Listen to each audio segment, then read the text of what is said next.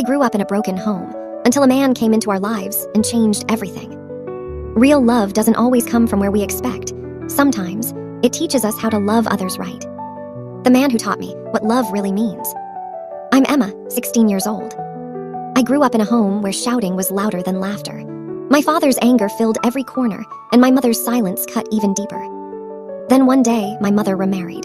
His name was Robert, a quiet man 15 years older than her, with kind eyes that made me uneasy, not because he was cruel, but because he was different. He didn't yell, he didn't hit, he just listened.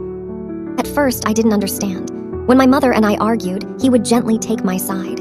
I remember thinking, why is he doing this? What does he want from me? No adult had ever protected me before.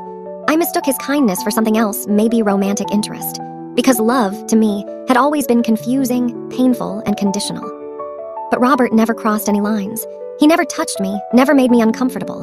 He just stood by me, quietly teaching me what real love looked like: steady, patient, safe. Years passed. On my wedding day, I asked Robert to walk me down the aisle. He cried, not loudly, but the kind of tears that fall when a heart overflows. He held my arm gently and whispered, "Emma, in life you always have two choices. Choose correctly." I didn't know what that meant back then. When my children were born, he held them like they were his own. "They have your smile," he'd say, beaming with pride. Then one day, in 1992, he was gone. A heart attack, sudden, cruel, final. I remember collapsing at his funeral, not because I lost a stepfather, but because I lost the only man who ever taught me what love without fear truly was. For months I couldn't breathe. My grief felt like drowning. Therapy helped slowly, but motherhood changed everything. When I became a parent, I finally understood Robert. His patience, his quiet strength, his gentle boundaries. I started raising my children the way he raised me, with love, discipline, and acceptance. I didn't force them to become who I wanted. I let them find their own way. I guided them, protected them, and let them know they were enough. Years later, I realized what Robert meant by his words. In life, you always have two choices. Will you choose correctly? He meant that every act of love is a choice. We can repeat the pain we were given, or we can break the cycle and love better. I chose to love better.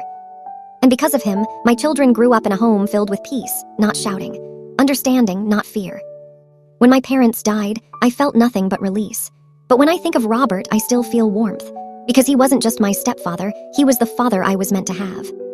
Moral of the story: love doesn't always come from blood. Sometimes, it comes from someone who simply chooses to love you right, and that choice can change generations. And true parenting is not about blood, but about presence, protection, and love without condition.